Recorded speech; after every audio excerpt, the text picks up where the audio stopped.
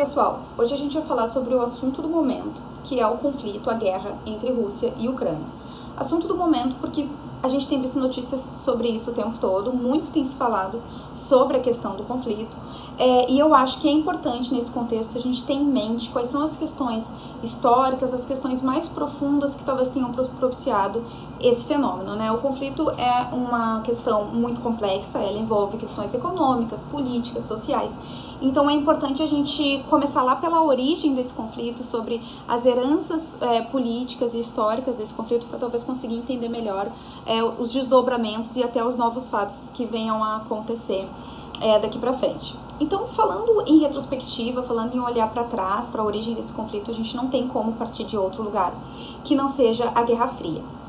Por quê? Porque é um conflito entre um bloco ou uma ideologia, um país comunista e um país capitalista? Não, não é. É importante que a gente comece tendo em mente que essa é uma disputa que se dá estritamente entre países capitalistas. A Rússia hoje é um país capitalista, a Ucrânia também, e os outros países que estão envolvidos, que têm buscado interferir de modo mais contundente no conflito, como os países da Europa e o próprio Estados Unidos, são todos países capitalistas. Então não é uma disputa ideológica como a que a gente teve lá na Guerra Fria. Bom, então por que a Guerra Fria é importante? No que a Guerra Fria condiciona ou ajuda a propiciar que hoje exista um conflito entre Rússia e Ucrânia? Vamos começar pela questão mais óbvia, a questão do domínio político. Durante muitos anos, a Rússia, a União Soviética, naquele período, manteve controle sobre um conjunto de países ali daquele bloco, que era o bloco comunista, o bloco socialista. Entre esses países tinham países como, por exemplo, a Polônia, e um desses países é a Ucrânia. E, de certo modo, mesmo depois que a União Soviética acabou, que a União Soviética voltou a ser a Rússia, ainda assim, algumas dessas relações políticas se mantiveram em sua essência, né? Uma certa linearidade, acordos entre os dois países, uma certa hierarquia da Rússia em relação aos outros países, e a Ucrânia é um desses países. Se manteve uma ligação muito forte entre os países também no aspecto político. Mais recentemente isso vinha sendo enfraquecido, especialmente com a eleição do Volodymyr Zelensky na Ucrânia, que é um líder de extrema-direita e muito mais próximo e interessado em estar próximo de países como os Estados Unidos e outros países da Europa, tanto que houve essa aproximação com a OTAN, que a gente vai falar um pouquinho mais daqui a pouco, mas esse domínio político existiu por um bom tempo. Outra questão importante para a gente considerar relacionada à Guerra Fria e o conflito entre Rússia e Ucrânia é que, por fazerem parte de um mesmo bloco e existirem muito tempo juntos, unidos, como uma entidade, uma organização política única, esses dois países também passaram a compartilhar, não só pela proximidade geográfica, mas também por essa proximidade política, uma série de questões de costume, questões culturais mesmo, costumes, relações entre as pessoas. Muitas pessoas russas e ucranianas são casadas, por exemplo. Há muitos ucranianos, muitas pessoas na Ucrânia e locais na Ucrânia que se fala russo. Então, essa é uma questão que também existe e que une, junta esses dois países.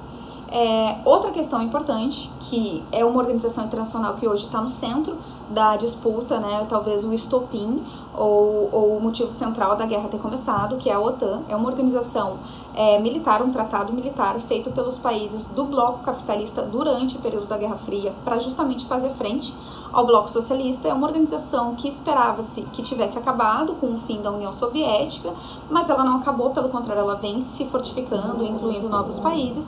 E o país que mais recentemente se aproximou foi justamente a Ucrânia. Por essa aproximação com os países da Europa, com o próprio Estados Unidos, pelos Estados Unidos observarem a importância crescente e estável da Rússia dentro da Europa como uma das grandes fornecedoras de gás natural, por exemplo, que também é uma questão importante, a última questão que a gente vai falar nesse vídeo.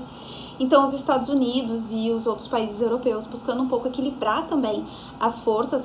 Hoje a gente não tem mais um mundo bipolarizado em dois blocos, mas as disputas entre as potências elas seguem.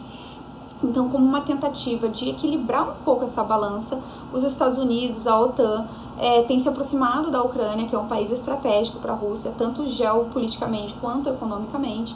E essa aproximação da Ucrânia em relação à OTAN não agradou a Rússia, que pretendia manter certo controle político e também econômico sobre o outro país. Então, a OTAN ela é uma organização que foi criada no contexto da Guerra Fria, com o objetivo justamente de fazer frente à Rússia e aos outros países comunistas e socialistas na época, que permanece que hoje a Ucrânia se aproximou e ameaçou e continua tendo intenção de entrar, então por isso ela é um pivô, de certa forma, nessa guerra, nesse conflito entre Ucrânia e Rússia.